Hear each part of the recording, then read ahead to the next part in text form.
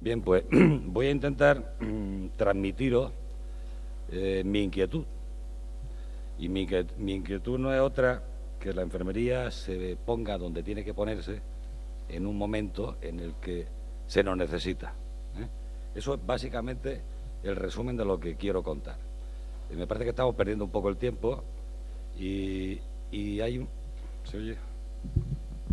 Sí, se ha puesto, ¿no? Es que tengo poca voz ya, ¿no? De los profesores a final de curso andamos mal de voz. Y bueno, voy a hacer una pequeña justificación de cómo está el patio, cómo está el panorama, con cifras. Intentaré ser rápido y no aburriros con datos. De todas formas, la ponencia yo la dejo encantado para quien la quiera, y quien quiera ampliar datos, pues yo le doy datos. Y luego voy a intentar diseñar o hacer una especie de diseño de lo que creo yo que es el espacio sociosanitario. Porque todos sabemos y nombramos el espacio sociosanitario, pero poco lo conocemos. Y terminaré con un análisis del impacto que tiene el no tener ese espacio sociosanitario económico y para el empleo, que creo que esto del empleo, en la situación que estamos, podría arrojar un poquito de luz.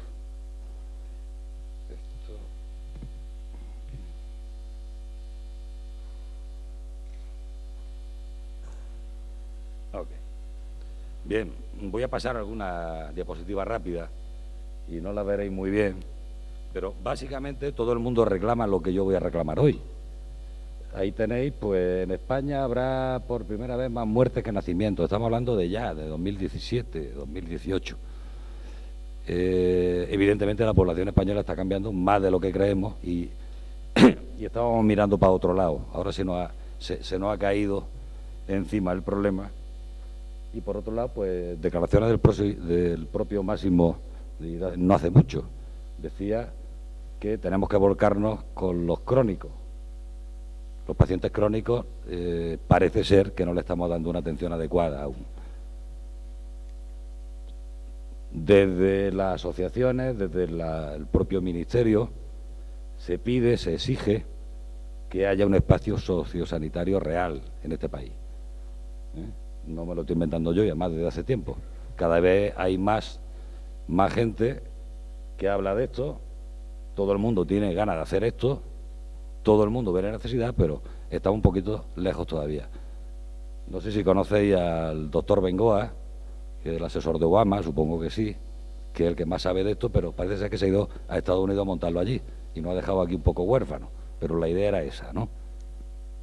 Bien, ¿qué está pasando o qué ha pasado para que se justifique que yo esté aquí y que tantas personas estemos reclamando una cosa nueva, una nueva forma de hacer las cosas? Vamos a ver cómo ha cambiado ese perfil de usuarios, de pacientes, de personas en nuestro país y cómo podemos responder a esto. Como veis, el cambio demográfico ya no solo hablamos de envejecimiento, sino que estamos hablando de pérdida de población. Todas las proyecciones que yo cojo acaban así. Seremos un país en el que los ancianos cuidarán de ancianos. O como los japoneses son más listos que nosotros y se van a quedar un poquito más descolgados, ya no tienen ancianos cuidando a ancianos, ahora tienen robots cuidando a ancianos. No sé si lo habéis visto lo último en robótica, ¿no? Este es el esquema real de esa realidad que yo estoy contando. Aquí tenéis una proyección a 2023 y vemos cómo se está acampanando por arriba la población y esto no hay quien lo pare. Hubo una época, hace unos años, en la que creíamos que se iba a restituir la base por el proceso de inmigración y toda la avalancha que tuvimos cuando en España había empleo, pero la realidad es que se están yendo, y se están yendo más de los que vienen, ¿no? Ya os digo, los datos sé que no los veréis muy bien, pero están a disposición de quien los quiera. Por otro lado, la esperanza de vida, hoy iba a poner la última de antes de ayer, pero ya me pareció excesivo, pero sigue demostrándose que va para largo, o sea, cada vez vivimos mucho más, y además en una escalada continua. Es decir, hace poco oí a alguien decir que la esperanza de vida en España estaba retrocediendo, y es mentira. Los datos de este año, de 2014, lo poco que llevamos, sigue increciendo. Ya estamos hablando de 85 años para la mujer y casi 80 para el hombre. Bien. hasta ahora nos hemos dedicado más a curar que a otra cosa y evidentemente el perfil del paciente o del usuario ya no es así. Por eso lo llamo de la enfermedad a la pluripatología. Y vosotros que estáis en el día a día lo constatáis pues de forma efectiva, desde que llegáis al trabajo hasta que os vais. El 25% de las personas mayores de 45 años sufre más de una patología crónica. La parcelación de las especialidades médicas y, evidentemente, todo el montaje del sistema sanitario, pues hace que el paciente no tenga un tratamiento único y un seguimiento. Lo que en Andalucía estamos luchando desde hace muchos años por el tema de la continuidad. El paciente muchas veces se nos pierde, se nos escapa del radar. El paciente crónico pluripatológico precisa orientación para la mejora de su conocimiento y motivación. También sabemos que el paciente informado es la clave de su progreso y de su retraso en la dependencia. Ahí tenéis un dato, las muertes fueron el 63% de la muerte por causa de enfermedades crónicas. Y para 2020, en proyecciones bastante optimistas, el 75%. Es decir, aquí está cambiando algo. La prevalencia de tener una enfermedad crónica, curiosamente, va del 17-18% en personas jóvenes al 91,6% en personas mayores de 75 años. Esto hay que pensárselo bien. Y aquí pongo un dato de un estudio francés, de médicos franceses, no de aquí, en la que los propios médicos reconocen que no saben, en un 30%, tratar la pluripatología. Si lo hiciéramos en España no saldría nada diferente. Si os fijáis a la derecha, en las dos gráficas que presento, tenéis una de porcentaje de personas con enfermedades crónicas en España, que, como veis, lógicamente aumenta la edad, aumenta la probabilidad de tener enfermedades crónicas, y por supuesto la de abajo es la que se concuerda con la dependencia que genera la enfermedad crónica. Esto simplemente lo pongo para que veáis que el 45% casi de la población tiene una o más enfermedades crónicas. Y eso se dice pronto. No voy a entrar en la prevalencia por edad y tal, pero bueno, simplemente si veis las barras, a la derecha la tendencia es la edad y a subir, lo que decía antes de forma mucho más gráfica, ¿no? Otro dato curioso, desglosado del anterior, que todo el mundo sabemos también, pero aquí se ve perfectamente cómo la prevalencia de las enfermedades crónicas afecta bastante más a la mujer, que además vive más. Es decir, la dependencia tiene signo femenino, evidentemente. Bien, el curso de la enfermedad agrava la dependencia, eso está más que demostrado. Y hay una asociación entre el nivel de dependencia y la prevalencia de la pluripatología. La enfermedad contribuye significativamente a empeorar la dependencia. Hay una asociación clara, que ya no me lo he inventado yo, simplemente tenemos que tenerla encima de la mesa, de que las enfermedades crónicas y la pluripatología generan dependencia. Habrá que pensar en cómo retrasar lo inevitable. Esta es la síntesis de la primera parte, que la tengo muy clara. Más mayores, más longevos, con más enfermedades y enfermedades crónicas van a generar más dependencia y, por supuesto, más cuidado. Pero claro, tenemos un perfil de paciente que ha cambiado, pero tenemos una oferta de servicios que todavía no ha cambiado. ¿Qué tenemos aquí? Pues un sistema montado para curar, en el que el paciente aparece, se trata, se da de alta y desaparece del radar. ¿Y qué deberemos hacer? Pues que el paciente aparezca, que el paciente se trate por un equipo multidisciplinar, que el paciente se dé de alta con un plan preventivo de tratamiento, que el paciente sea activo y reciba apoyo continuo, que el paciente no sea estrictamente sanitario, sino sociosanitario, y que el paciente no desaparezca del radar. En el momento que aparece este tipo de paciente con ese perfil, ya se queda con nosotros. El paciente continúa en la pantalla del radar, evidentemente. El cliente informado, ¿qué está cambiando? Pues si ha cambiado ya la epidemiología, pues también está cambiando lo que tenemos alrededor de las personas.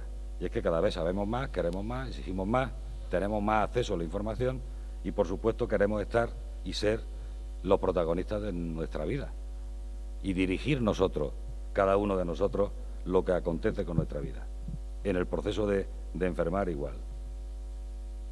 Así que los sistemas están inmersos en un ambiente cambiante con pacientes cambiantes.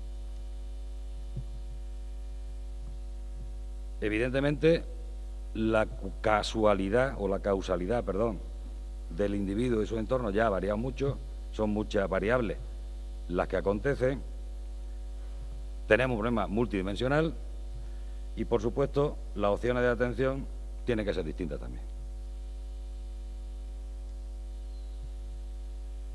Así tenemos personas, tenemos servicios y tenemos recursos.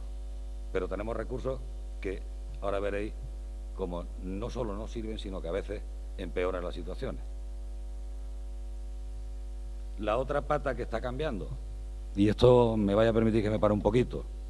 Yo sé que las enfermeras y enfermeros de este país nos hemos puesto al lado del cuidador informal, a ayudarle, a seguirlo, a acompañarlo, a formarlo, a instruirlo, pero el cuidador informal está desapareciendo. Va a desaparecer cada día más. Es decir, ese pilar que sustenta la atención a este tipo de pacientes va a desaparecer del mapa. Y ha de ser ocupado por otro tipo de persona, ¿no?, de profesional, que es lo que yo quiero defender, ¿no? Evidentemente, en este país, aquí os pongo un dato de Oliva y Cols, de 2011, que fijaros lo que dice. Si estuviéramos soportando desde el PIB lo que hacen los cuidadores informales, estaríamos hablando del 2,29% del PIB.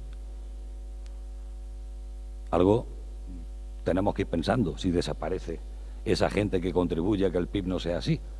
Ahora mismo estamos en el 0,54, si no me equivoco. Es decir, hay alguien haciendo muchas cosas.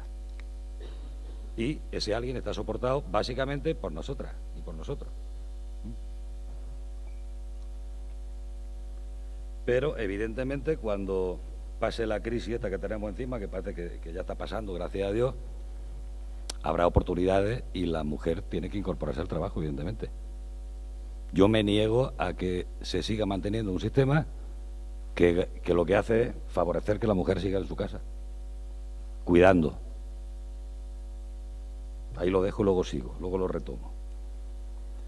Bien, le voy a sumar otra pata a lo que decía antes. Más mayores, más esperanza de vida, más pluripatología, más cronicidad, más dependencia, menos cuidadores informales, luego más cuidados, pero más cuidados profesionales. Ya veis por dónde voy, ¿no? El contexto en el que estamos desenvolviéndonos cada día, pues aquí lo tenéis desde el punto de vista de los mayores, lo que ya he contado.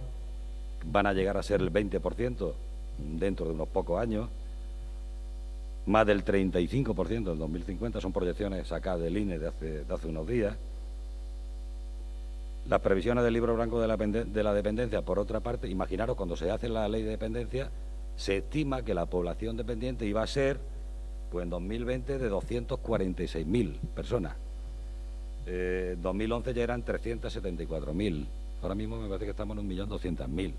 Es decir, alguien hizo malos deberes o alguien no preveyó todas las variables adecuadamente. Esto no ha desbordado, evidentemente. De la pluripatología y de la cronicidad que tenemos, pues el 80% de las consultas de atención primaria son pacientes crónicos. El 60% de los ingresos en los hospitales son pacientes crónicos. La mitad de las estancias en todo el país son pacientes crónicos. El 40% de ellos son mayores. El 50% de ellos, el 50% de consumo farmacéutico son de pacientes crónicos. Evidentemente, a mayor dependencia, menor salud, y tenemos que intervenir desde muchos frentes. ¿Qué es lo que tenemos ahora para dar respuesta a esto? Pues tenemos un modelo centrado en la curación, como decía al principio, orientado a lo agudo. Tenemos yo creo que el mejor sistema de atención de patología aguda del mundo. Está excesivamente especializado, medicalizado, la atención está fragmentada, hay múltiples derivaciones, es decir, el paciente está en continuo peregrinaje, es ineficaz y ya hay muchas voces que dicen que es insostenible. Y a las pruebas me remito, que si el copago farmacéutico, que si el céntimo sanitario, que si, bueno, que voy a contar yo que no sepáis ya. Y está también demasiado centrado en el hospital y en lo tecnológico, en lo vanguardista. No sé si recordáis hace unas semanas que se montó un despliegue acojonante porque se hicieron 45 trasplantes el mismo día. Y a mí me parece estupendo, me parece genial. Pero creo que el problema de España, desde el punto de vista de la epidemiología, no son los trasplantes, precisamente. ¿Cuál es el futuro? Pues un modelo centrado en el cuidado, continuo, y que garantice que el paciente no esté en peregrinaje, que esté siempre vigilado y atendido, evidentemente seguido, orientado a la prevención, y hablo de prevención en el retraso de la dependencia. Aquí tiene mucho que ver lo del envejecimiento activo. Mayor importancia a la rehabilitación temprana, que este es otro punto interesantísimo. Con un sistema social de soporte, ¿cuántas veces nos veis el problema que veían los hermanos de San Juan de Dios en 1601 en Granada? Que le pidieron a lo que fuera, al alcalde o el que hubiera allí, que le dotara una planta, la planta baja del Hospital de San Juan de Dios, para convalecientes. Porque ellos ya veían que curaban a los enfermos, los mandaban a la calle y se producía lo que estamos viendo todos los días, sistema de puerta giratoria. Yo mando al paciente, el paciente no tiene las condiciones, no tiene el soporte y vuelve. O, como decían ellos, mueren en la calle. Ya llevamos años hablando de esto. El protagonismo de la cronicidad y la dependencia, totalmente coordinado y estableciendo sinergia entre todos los que intervienen en este escenario. Iba a abrir un apartado de iatrogenia, pero no lo voy a abrir, simplemente para muestra un botón. Esta es mi tesis doctoral, en la que yo demuestro cómo empeoran las personas mayores en los hospitales de agudo, sin especialización de ningún tipo, cuando tratan a personas con ciertas condiciones de pluripatología y son pacientes mayores. Está demostrado en esta tesis y en otras muchísimas más, y en muchos estudios, de que la cama se come al paciente. Eso lo había oído hablar. Cuando una persona mayor está en el hospital y lo tenemos allí 20 días, cuando sale nos cuesta trabajo ponerlo de pie. Y si no ha pillado algo. Y ya no hablo de infradiagnóstico, de malnutrición, de iatrogenia ya de nosocomial, infección nosocomial, ni nada de eso.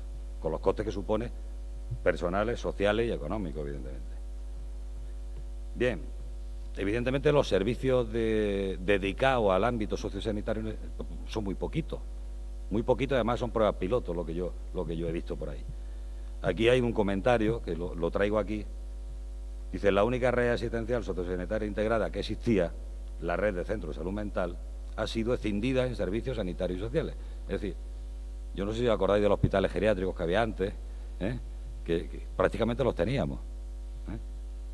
Cataluña ha sido la primera, con el programa Vida a los Años, no sé si lo conocéis, pero fueron los pioneros en este tema. Hace poco comprobé que es así en Lleida, que tienen un diseño intermedio entre hospitales y primarias, totalmente coordinado y conectado, que por cierto es privado. Pocas comunidades autónomas pueden presentar hoy un cuadro significativo y amplio de recursos intermedios, que yo sepa ninguna. El salto entre el hospital y el domicilio o la residencia parece que es un poquito grande, a eso me refiero. Y aquí vamos a dibujar el espacio sociosanitario. ¿Es otro espacio? Sí.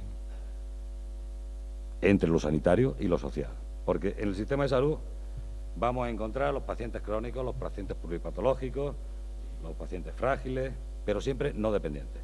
Y en el sociosanitario, que llamamos, que es el social, a los dependientes sin patología, ¿no?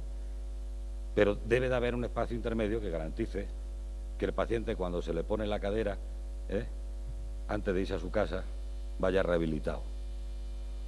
Porque tampoco primaria tiene capacidad ni recursos para hacer este trabajo. Y esa es la realidad. Y menos en un contexto de recorte continuo. ¿Qué va a haber en ese espacio? Pues necesidades de cuidados intensivos, o muy especializados, cuidado de larga duración, mayores pluripatológicos y dependientes, menores de 65 con enfermedades crónicas, discapacitantes, pacientes terminales, pacientes con trastorno mental severo, crónico, evidentemente, personal con patología dual mental y adicciones. Ese espacio es al que yo llamo sociosanitario. Evidentemente, ahí estaremos los dos sistemas que hay ahora, el intermedio, estarán los proveedores, estarán las instituciones, que son los garantes de los sistemas, y aquí tiene que establecerse sinergia sí o sí. Sí o sí, porque ya veréis que esto es lo que puede hacer sostenible el sistema propiamente sanitario. Sin entrar mucho en detalle, pero deciros que esto que yo estoy contando, pues lleva, fijaros en yo qué sé, en Canadá, en Estados Unidos, en Francia, hace muchos años que practican esto. Nos llevan muchos años, quizá porque vieron antes el problema del envejecimiento, o lo sufrieron antes. No voy a hablar de los sistemas, pero bueno, aquí está el Kaiser, el PACE, el Canadá-Montreal, el de Quebec. Fijaros en este siguiente, si vemos la columna de la derecha, desde qué año están establecidos la mayoría. Son programas sociosanitarios reales. Pues tenemos ahí desde el 68, en Holanda, en Alemania del 94, etcétera, etcétera. Empezaron mucho antes que nosotros y lo que estoy contando yo también se apoya en la experiencia que tienen ellos, ¿no? No he puesto a Suecia porque ya es Suecia, Dinamarca, porque eso ya es para que se nos caiga la lengua, como lo hacen ellos, ¿no? Bien, en España si analizamos solo dos cosas, que aquí sí es verdad que seguramente no lo veis, dos criterios de calidad de la implantación del sistema sociosanitario. Uno es el número de gestoras de casos o enfermeras de enlace, aquí no sé cómo la llamáis, ¿eh? Y otro es las camas de media o larga estancia. Si pasamos esto por cada comunidad autónoma, gracias a Dios ya estamos empezando a hablar de que en todas las comunidades autónomas se está incorporando la enfermera de enlace comunitario, o la enfermera de familia de enlace, o la enfermera de enlace hospitalaria, que no sé si aquí la tenéis, supongo que sí. No es ni más ni menos que el sistema de gestión de casos de Canadá, de Francia, de Inglaterra, es ni más ni menos que eso. Yo recuerdo antes de irme de Canarias que aquí ya se empezó con este tema. Lo que pasa es que Andalucía nos robó el know-how, se llama, ¿no? Se lo llevaron para allá y lo montaron más rápidamente. Pero bueno, poco panorama de desarrollo de este sistema podemos dar en el país. Bien, la otra parte que decía, el incremento de los costes que está generando la dependencia, evidentemente. Aquí tenéis algo que lo desmiente, es decir, si nosotros somos capaces de hacer las cosas bien, conseguiremos que esto sea rentable. Rentable económicamente, en términos reales de euros, porque socialmente mucho más. Se ha demostrado ya que el envejecimiento, el hecho de que seamos más mayores, de que estemos más enfermos o más dependientes, no requiere de más camas en los hospitales. Esa es la tendencia, que ya nos han demostrado otros que empezaron hace muchos años. No hace falta más hospitales, ni más camas. Hace falta otro tipo de forma de hacer las cosas. Y otra realidad, y es que en España ahora mismo deberíamos estar destinando el 1% del PIB, es decir, el doble de lo que estamos destinando a dependencia.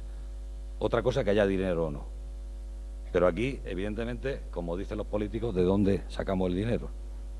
Luego lo veremos, alguna sugerencia de dónde puede ir. Ese es el panorama que tenemos. Tenemos el problema y tenemos la mitad de esfuerzo dedicado a resolver el problema económicamente y tenemos dos cosas desconectadas, lo sanitario y lo social. Bien, mayor cobertura, mayor accesibilidad, mayor tecnología, mayor especialización, lo multiplicamos por esos variables antes, más población, mayor esperanza de vida, mayor frecuentación. Esto es más caro. ¿Cuánto cuesta esto? ¿Cuánto nos va a costar? ¿Cómo lo vamos a asumir? Aquí tenéis otra proyección. ¿Veis cómo se va incrementando, sí o sí, el coste de la dependencia? Solo de la dependencia. Y esto es imparable, esto va a ser así. Aquí tenéis también una una gráfica que está hecha hasta, me parece que hasta diciembre de 2014, de 2013. Veis cómo se van incorporando de forma continua y progresiva personas a la dependencia, es decir, personas que se les dé servicio o no, son dependientes porque se les ha analizado, se les ha evaluado y hemos visto que son dependientes. Y fijaros la cifra real a finales de año, 1.276.000. ¿Os acordáis de la cifra que preveía el Libro Blanco? Que no llegaba a 300 y pocos mil. Esto es lo que dedicamos en España al gasto público social, comparado con nuestros compañeros, nuestro entorno de al lado, europeo. No hay 25 porque de algunos no hay datos, pero no estamos muy allá, ¿eh? Si nos comparamos con Suecia, fijaros cómo nos quedamos, ¿no? Pero vamos a compararnos, por ejemplo, con Portugal. Eso es Portugal. Estamos por debajo todavía. Y el gasto público en sanidad, pues parece que sí está alineado con nuestro entorno, más o menos. ¿Qué es lo que podemos ver aquí, si lo ponemos de otra forma? Pues, en términos de PIB, en España, esta es la evolución del gasto social. Fijaros, lo pongo ahí claro porque sale nada más verlo, que es la contención de los últimos años, y el gasto social en sanidad o en salud, que fijaros que no se ha contenido, sino que ha bajado. Pues aquí en medio está la solución, evidentemente. Esto es otro cabecera de artículo de hace poco tiempo. Dice, España podría ahorrarse 8.000 millones de euros anuales con una mejor atención a los crónicos. Y luego lo explica. Pero fijaros, vuelve a decir lo mismo. El 75% del gasto sanitario se debe a enfermedades crónicas. El 90% de defunciones se produce por enfermedades crónicas. El mayor coste se produce en hospitales, en hospitalizaciones. El informe Cronos, que es de Ligi, que es una empresa farmacéutica que sabéis que está muy bien montado, yo lo suelo leer porque me gusta leerlo, es bastante clarificador. Dice, advierte de que sin cambio el gasto podría crecer hasta 100.000 millones, el de sanidad, pues, simplemente por crecimiento vegetativo. Se podrían ahorrar entre 8.000 y 12.000 millones de euros. Son muchos euros, ¿eh? Y ahora aquí, pues, en vez de buscar información de dos sitios, la he buscado de aquí. Recuerdo cuando Paulino Rivero hace poco dijo lo de las 400 camas, que había 400 pacientes en hospitales, que no se los quería llevar a su familia, o algo así dijo, ¿no? Y yo leí esa noticia en términos con mi código. Digo, no hay 400, claro que hay 400. Digo, si lo hubiera expresado de otra forma, son 400 pacientes que están en el hospital y que no sabemos dónde mandarlos. Porque además el sistema de dependencia se nos ha caído. Pero que están inadecuadamente en hospitales 400, pues no sé cuántas camas hay en Canarias, pero si lo multiplicáis por el 20% lo claváis. Pero en toda España.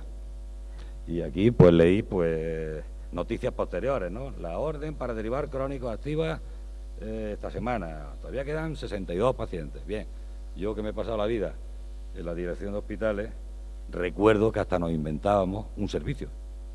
Cuando no sabíamos qué hacer con un paciente y tenía la alta clínica, claro, el cardiólogo no quería que le contara y la jodiera la estancia media, ni el traumatólogo, ni el internista. Y pues poníamos para el contador y ahora vamos a llamar pacientes sociales. Es decir, no es culpa mía que estén aquí, pero estaban ahí días, semanas, meses y algunos hasta más de un año. Fallaba el sistema social, evidentemente, que sigue fallando, ¿eh? Bien, si hacemos una pequeña estimación, esta la he hecho yo, con las camas instaladas de hospitales, nada más que hay hospitales del sistema sanitario público y además de agudos. Si contamos las camas que hay, que son 100 y pico mil, la mitad de las estancias son mayores de 65 años, el 15% de los ingresos son evitables, y aquí he sido muy generoso en la estimación, pero voy a decir un 15% cuando hay datos de hasta el 25, 30 y 35%. Bueno, pues simplemente con el coste cama día que suponen esas estancias, pues nos vamos a que podíamos evitar de esos 8.000 que decía esta gente, pues 3.500, pero ya de ya. Si fuéramos capaces de que las personas enfermas estuvieran donde tienen que estar, en su casa. o en un dispositivo intermedio hasta que puedan irse a su casa, o en un dispositivo donde se pueda morir con dignidad. Bien, la otra pata, ya hemos visto que económicamente ya hemos visto lo que hay, epidemiológicamente también, y la pata que me falta es la del empleo. Veréis, hace poco conocí a la persona que diseñó el libro, bueno, que dirigió el Libro Blanco de la Dependencia, y me contó la historia del principio, es decir, qué es lo que pretendían ellos con la ley de dependencia. Y de lo que pretendían no se ha cumplido nada, absolutamente nada. Ya veréis por qué. Fijaros, a día de, estamos hablando de en 2013, diciembre de 2013, en España, gente que se ha contratado y que viven trabajando en el ámbito de lo sociosanitario, entre comillas, sería lo social, en dependencia, son 342.000 personas. ¿Os acordáis de lo que decían que iba a generar en empleo la ley de dependencia? Pepe se acuerda, pues está riendo, pero bueno, por ahí van los tiros. Esas son las cifras reales. Bien, pues hablando con este señor y con la gente que elaboraron el plan técnico y toda la proyección del cuarto pilar del Estado, fijaros a dónde nos lleva. Ellos pensaron, hicieron proyecciones, de que al menos a día de hoy debería de haber el doble. Eran 600, ya ni lo leo yo por las gafas, 635.000. Eso es lo que tenía que haber habido a día de hoy trabajando solo en dependencia. Y además, la proyección evidentemente que hacían era suponiendo que fueran, ¿cuánto dije? 300 y pico mil dependientes, no el 1.200.000 que hay ahora. Bueno, pues han recalculado y en los recálculos que hacen se basan o dan estos datos. Fijaros, si ahora mismo, comparados con nuestro entorno de los 25 en Europa, dedicáramos de los empleados públicos la misma cifra media que emplean los países de nuestro entorno, ahora en España tenemos el 4,2% de los empleados públicos se dedican a sanidad o a asuntos sociales o dependencia, llamémoslo así. La media en Europa es el 8% de personas públicas que trabajan en sanidad o atención a la dependencia. Con los dependientes que tenemos a día de hoy, tendríamos 1.200.000 empleados. Y además, ¿eso qué produciría? Pues un retorno al Estado, a las arcas públicas, vía impuestos, el IVA, el IRPF, Seguridad Social, disminución de cuotas de desempleo porque habría menos gente en el paro, incremento de las cuotas de Seguridad Social, descenso de costes sanitarios de agudos, retorno, en definitiva, de 66 céntimos de cada euro que se invirtiera en empleados en el mundo este que yo estoy contando de los sociosanitarios. A nivel social, mayor calidad de vida de las personas, que son los implicados, de los mayores y de los crónicos, de la vida familiar y, por supuesto, mayor accesibilidad del empleo para la mujer. Ángel, que se llama así, Rodríguez Castedo, no sé si José Ángel lo conoce, supongo que sí, porque anda por ahí todavía por el Ministerio, lo dijo, lo afirmó y lo demostró hace 3 o 4 semanas, restaurando las proyecciones que hicieron inicialmente con datos reales. Aquí queda esto. En las recomendaciones finales que hacen un informe que le pidieron hace poco, pues lo tenéis ahí, 2 de ellas dicen que hay que cualificar a los profesionales que estén en esto, es decir, no vale ya, o no nos podemos surtir ni apoyarnos en cuidadores informales, tienen que ser profesionales, y por supuesto, los sociosanitarios hay que juntarlos, lo sanitario y lo social, con otra estructura, con coordinación, como queramos, pero tenemos que reinventarnos las cosas para que las personas no estén maltratadas en cama, que cuestan 600 euros, cuando podían estar de mil amores en su casita con la atención a domicilio. Los daneses lo tienen muy claro. En Dinamarca los servicios se desplazan a las casas. El paciente no va, salvo que no quede otra, a los hospitales ni a los servicios. Nos queda mucho todavía para acercarnos a ese modelo.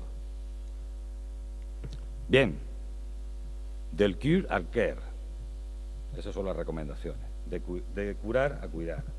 de lo informal a lo profesional, de lo sanitario a lo sociosanitario, de la atención puntual a la integral, del paro al empleo. Porque de todo esto que estoy hablando del liderazgo de los cuidados, necesidad de cuidados, enfermeras gestionando, enfermeras asistiendo, enfermeras visitando, enfermeras coordinando. No olvidéis que la figura de donde sale todo esto es la gestora de casos, que en Canadá tiene su máxima expresión y es la que contrata al médico si hace falta y si no, no. A lo que tenemos aquí ahora. Y del hartazgo a la ilusión, por supuesto. Bien, diréis, esto es muy bonito, pero ¿cómo hacemos esto? Pues veréis, os voy a contar simplemente en un flash lo que está haciendo este que está hablando.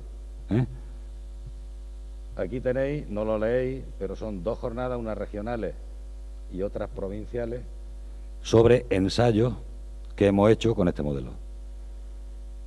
Hemos sacado pacientes de los hospitales de forma rápida, hemos empezado inmediatamente a hacer la rehabilitación y los primeros 40 casos, pues se ha reducido casi en el 80% el periodo de convalescencia. Es decir, hemos conseguido en el 99%, menos una que murió, por cierto, que el paciente salga, esté lo mínimo imprescindible, eso sí, con cuidados intensivos, que a mí me gusta llamarlo cuidados intensivos. Está el psicólogo, está el trabajador social, está la enfermera, el médico, si hace falta, pero lo que hay es una continuidad para que esa persona pueda ir a su casa con sus capacidades funcionales y cognitivas recobrar. En un dispositivo, en este caso, estamos utilizando dispositivos residenciales, ni siquiera dispositivos creados ad hoc para esto. Bueno, pues ya hemos montado jornadas, tenemos cuando hablo de tenemos, estoy hablando de esta fundación, que tengo el gusto de presidir, y os invito a todos a que participéis en ella. Se llama EGILAB, Laboratorio de Envejecimiento. Esta es la firma del convenio con la universidad, donde estamos investigadores profesionales del ámbito sanitario, del sociosanitario, estamos abogados, estamos enfermeras, médicos, sociólogos, psicólogos, trabajadores sociales, ingenieros, hasta un veterinario, porque nos contó que él quería participar y pusimos todos los ojillos así y digo, ¿tú qué vas a hacer aquí, no? Dice, pues animales de compañía y mayores. Y no sé si visteis anoche el programa del perro guía, ¿lo visteis? Un perro guía de un ciego que la ONCE lo ha jubilado ya y ahora lo han llevado a una residencia y todas las personas mayores de residencia se van turnando para cuidarlo, para pasearlo, y es espectacular. ¿Por qué? Porque se activa lo cognitivo, ¿no? Y las voluntades. Bien, pues fijaros que hasta un veterinario cabe en la fundación y en este entorno sociosanitario. Y ahora os voy a decir una frase que me gustó mucho de José Miguel Morales, no sé si lo conocéis. José Miguel Morales es profesor de la Universidad de Málaga. Ha tenido mucho que ver con el desarrollo de la atención primaria en Andalucía y hacía un artículo el otro día sobre el tema sociosanitario, el liderazgo de la enfermera y demás. Y al final decía, lo veremos, y plantea aquí lo que podía ser el resumen de un artículo de 2025. Dice, para terminar, me gustaría plantear si leeremos alguna vez este artículo. Aumenta la supervivencia de pacientes crónicos y mejora la calidad de vida mediante gestión de casos. En la comunidad, evidentemente. Ensayo clínico, aleatorizado, tal, no sé qué, no sé cuánto. Pues yo lo tengo muy claro. Por supuesto que lo veremos. Muchísimas gracias.